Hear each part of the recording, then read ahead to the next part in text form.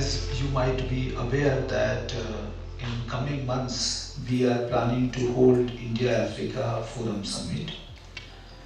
And like previous years, this year also we have kept diaspora as a key element of engagement between African countries and India. However, we want to grow up from the existing narrative of people-to-people contact, only limiting to culture, education, and the soft issues. Most of the Indians who are either today living in Africa or who have come to Africa, livelihood is one of the key elements. And my interaction with the Indian diaspora who is at least based in Ethiopia suggests that you have many insights which has never been documented and which has neither been taken into consideration while deciding the core elements of our engagement with Africa. We want to listen from you constructive ideas so that we can able to frame the policies which is based on the feedback rather than top-down approach. So with this, I would conclude and I will look forward for receiving your valuable inputs in making this today's session fruitful. We have two colleagues who have come from our headquarters, and I will ask them to introduce themselves to you. Good evening, everyone. Thank you, sir. My name is Ayush. I am from the Ministry of External Affairs in New Delhi, and I am also the desk officer for Ethiopia.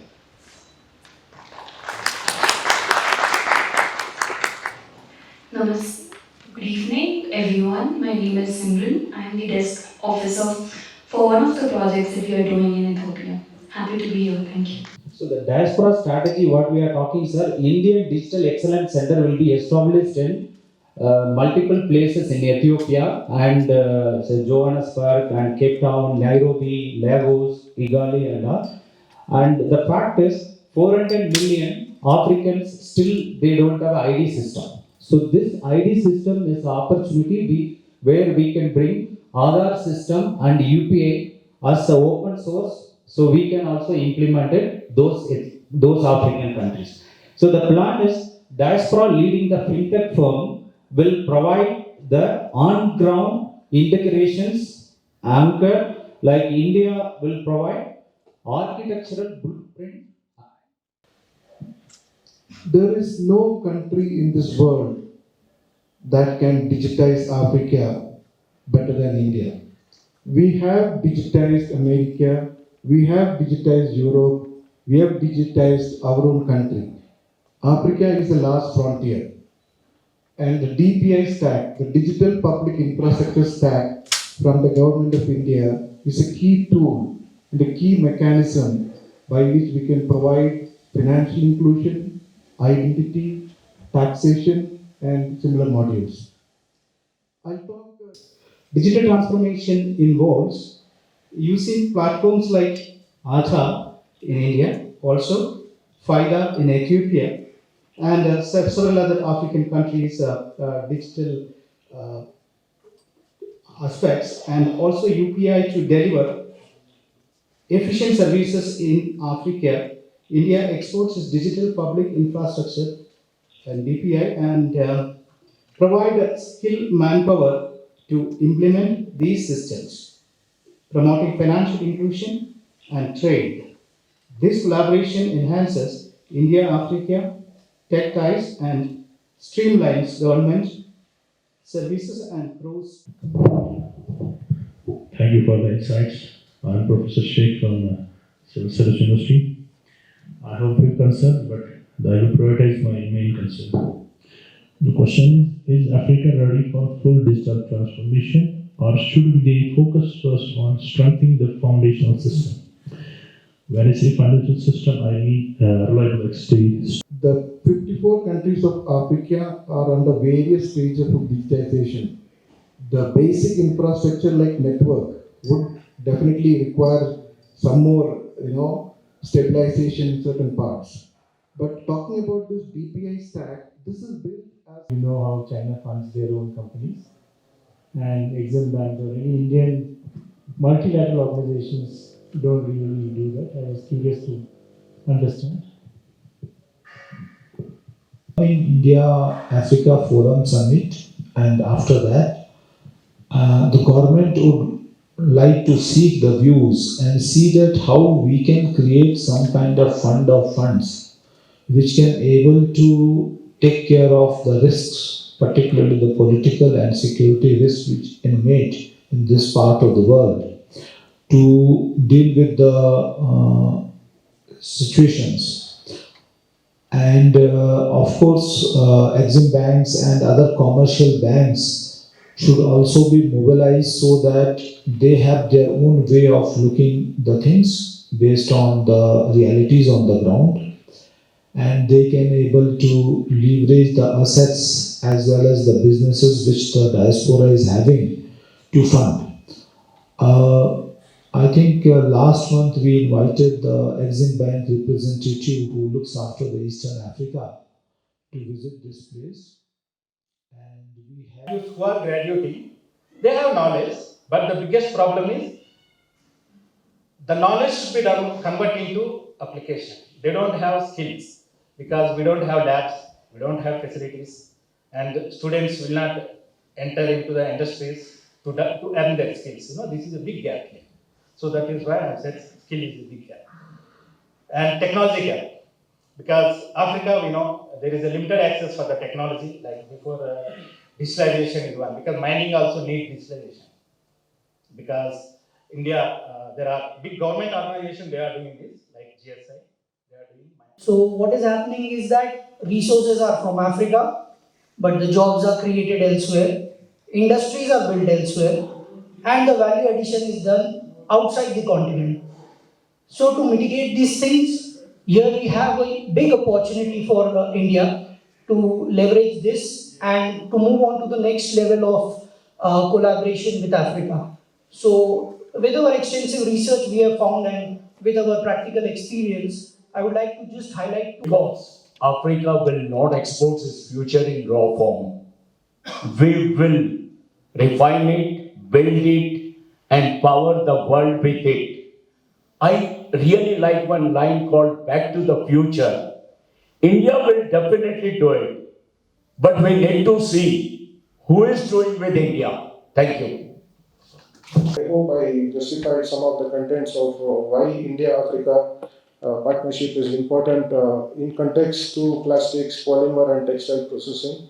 As a generalized statement, I can tell you Africa will definitely benefit from India-Africa partnerships. And money is not the main criteria here, is funding and all, we can work together for getting the funds. But the main approach is the generation is very young here, and there will be more unemployment if you don't introduce the new technologies. Like India is massive, and India has achieved beyond the expectations, and today we are competing with China, USA. We trained them. Initially, we were taking them on the grants, but it was not successful. So after that, what we have tried, we took more people and we are training them. So with that one, we got I can say at least 10 to 15% increase in our skill state. And next slide, please. So what TVT can transform us, The theme skill development and TVT partnership, I wish to highlight the key insights shared. Africa's youthful population, already over 400 million and projected to reach nearly 600 million by mid-century, represents both a challenge and a remarkable opportunity. With targets achieved, this energy can become the engine of Africa's industrial growth and sustainable development. India is uniquely positioned to partner in this transformation with its strong vocational training ecosystem. In terms of agriculture and in agriculture sector, I want to propose to you partnership to solve the problem of this. The sir has asked the raw processing, because most of the African countries now they are processing. They just export unprocessed or minimally processed agriculture commodities. So this is a big commodity curse for the African countries. If you see the Western Africa, they are. As you said about nano fertilizer, you told about the logistic point of view, like as today the world is facing war and that all, and in that logistic costs are going higher, and nano urea can play really a game changer role in Africa. But I heard that it is also helpful in environment. Can you tell about that? Yeah, so sorry, I just thanks for touching the point. With the current problem happening, urea is going to be acute shortage across the globe. Already Kenya is facing acute shortage of urea because it's blocked all the petrol. And how it's going to happen in the next 3 months, nobody knows. All my clients, they are buying stocks for 1 year. So the technology which we have nano fertilizers, it can really take care of the traditional conventional method. Also, we are not going to use. I came to Africa 20 years before. By observing things like, I used to make a statement that Africa can support the world for next 50 years. Even after 20 years, the statement remains the same. It can support the world for another 50 years. A point to be noted. Actually, we, India, need Africa, not the vice versa. Probably, we will be appreciating this. Currently, what we're facing in healthcare and pharmaceuticals here. When we talk about pharmaceuticals, no doubt like A to Z of pharmaceuticals, including East Africa to Africa, India is contributing almost 40 to 75% as far as pharmaceutical formulation is concerned. And in addition to that, we have medical supplies, medical devices, equipments, diagnostics, and reagents. So, including all these things, last year, India's contribution to Ethiopia is almost 352 million USD. So now where is the gap? The gap is when it comes to company like ours, Gloca Pharmaceuticals, we have put up a foreign direct investment from India to the industrial park.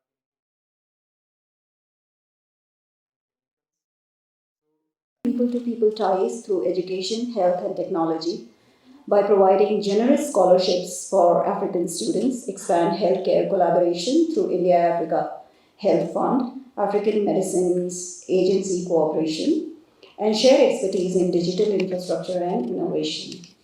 Leverage the Indian diaspora as an economic and social bridge by promoting investment, entrepreneurship, skill transfer by doctors, professionals like doctors, educators, tech mentors, cultural links, and ethical business practices to boost local jobs.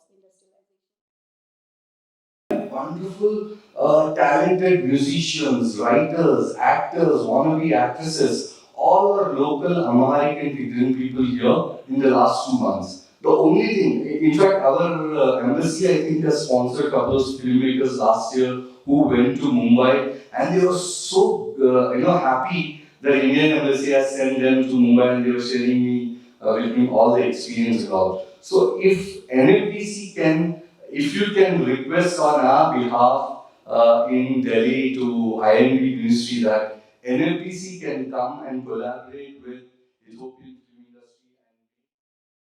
Talk about the Ministry of Education to bring a change in the education system. If we will think about the education, it will bring a big impact in future. Not now, it will take a time. But we have to think about it. And it's not a small thing. Maybe that person cannot relate. I'm working in this field for more than. The Ethiopian government is going for homegrown economic reforms. They are looking for foreigners to come and buy the properties. So they have to make their systems accessible and affordable. And of course, education is one of those. We have received representations, and if we have received representation by 11 o'clock, by 5 o'clock we have taken action on that. So we are very fast in that. And you know that the education ministry. But I am here for 21 years, and TVT is a very big thing they are talking. For last 11 days in whole Jimma town because of breakdown of the motor. 11 days there is no water. Today morning only it came. What we are doing? Where is the TVT reaching to the people? The same thing, automobile repairs. All big buses, even this thing, some very small thing may be there. Eligible for their loans. Whereas domestic investor like me, born and brought up in Ethiopia, we are not eligible for Exim Bank loans. So if the diaspora like us, who have basically a lot of knowledge about Ethiopia, which businesses to get into, if we are not financed, because for big projects you need big loans. Is that how we can leverage the knowledge of the diaspora? And leveraging knowledge is not extracting only the knowledge, giving you the power so that you can flourish and you can reach your full potential. That's the whole objective. So I have noted down your point, and we will have a word with the Exim Bank executive here, plus also with the commercial banks, and flag it that how we can able to de-risk the investment in Africa by prioritizing funding to the Indian diaspora. This is the precise point which I want to highlight. Which may also turn out to be the summary of this, that each of you are surviving and thriving. So can I trust you, or I should only need the documents to create a credit history to fund you? So my answer is that I should trust you, I should move ahead, and then I should become a partner in your business. And this is one of the more scientific and easier way of prioritizing and strengthening our diaspora in this part of the world.